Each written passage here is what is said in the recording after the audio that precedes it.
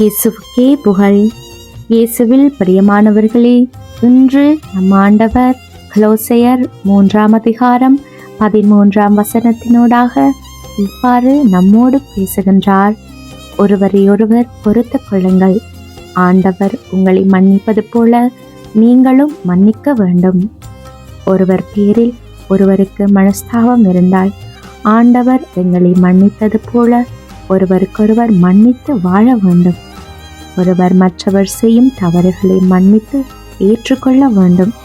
இதையே ஆண்டவரும் எங்களிடமிருந்து எதிர்பார்க்கிறார். இன்று எங்களுடைய வாழ்க்கையிலும் அநேக தவறுகள் நடந்திருக்கும்.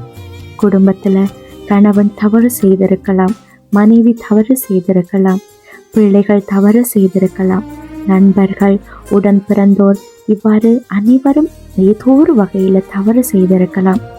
எங்களுக்கு எதிராக யாராவது சூழ்ச்சி செய்து கொண்டும் இருக்கலாம். யாராவது தெரிஞ்சோ தெரியாமலோ எங்களுடைய மனதை காயப்படுத்தி இருக்கலாம். அவங்களோட மேல எங்களுக்கு மனஸ்தாபம் இருக்கும். எனக்கு இப்படி செய்துட்டாங்களே, நானும் அவங்களுக்கு ஏதாவது ஒன்று செய்யணும் என்ற மனநிலையோடு இருக்கலாம்.